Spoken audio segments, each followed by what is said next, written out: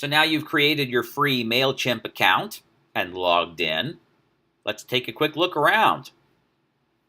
When you first log in, you find yourself on the dashboard where you have some highlights from your recent activity. It's pretty simple to read, and it's just the very latest activity. Most of your navigation action is up here in the top, which is where you expect it would be. This little Mailchimp face right here, that's their mascot. He's called Freddy. And once you know that he's Freddy, now you're an official Mailchimp insider. Welcome to our club. Over here you have the help button. This one is really important.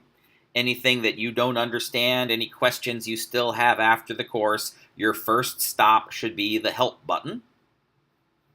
They call it the knowledge base, and they have articles and videos and all kinds of stuff to help you figure out all of the various Mailchimp features. In this course, we're going to go over the most important features of Mailchimp, but there is plenty more where that came from, and help can help you find it. So the Campaigns tab. Campaign is Mailchimp's word for email blast. This is where you're going to go when it is time for you to create and send an email blast. You got two buttons here I want to call your attention to. This dark gray one over here is Create Campaign. That's where you start work on a new email. And this Folders button right here is how you can organize all the emails that you've sent. You'll see that we've sent a whole lot of emails in the past, and it's probably getting time for us to organize those. The Templates tab is where you keep your design shells. These are the framework that all of your emails fit into. You can pick one or the other, depending on what you're trying to accomplish. You can see we have a bunch of different templates, and they all look pretty different. If you want to create a new template, once again, it's the dark gray button.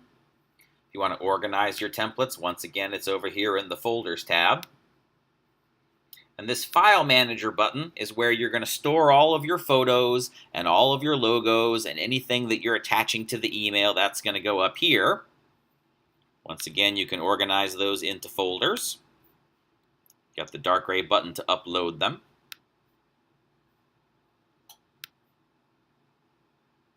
Under the Lists tab, you have, of course, all of the lists that you're maintaining. We have a whole bunch of lists at Waterwords, and by the time you finish this course, you're going to learn that creating multiple lists is one of the marks of a sophisticated user. There's no Folders tab for the list, but you can just drag and drop and move them all around into whatever order makes the most sense for you.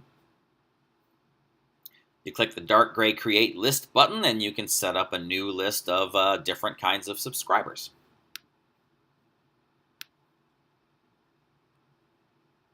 Under the Reports tab, you can see reports on how any given email performed and how they all performed. So this chart right here is fun because it's really interactive. And it's good news here. You see this orange line. That's what Mailchimp says is the industry average open rate. That's the industry average for nonprofit organizations. You can see that almost all of the emails that we have sent over the past couple of months have been higher than the industry average. And if you complete this course, you'll be sending emails that hopefully have higher than industry average open rates as well. And then you've got reports for each of the individual emails that you have sent. If you want to organize those emails into folders, you can do that right there. Automation is a paid feature, so we're not going to spend a lot of time on it in this course, but it's a really great feature. If there was anything that would make Mailchimp worth paying for, it's automation.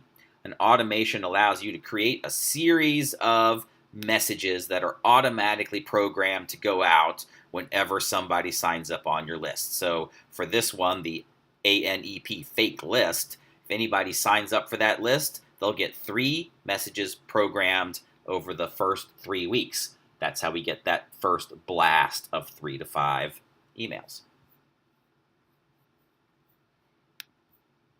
Click back on Freddy, takes us back to the dashboard. That is how Mailchimp is organized. Over the course of this course, we're going to spend some time under almost all of these buttons so you get familiar with them, even more familiar with them.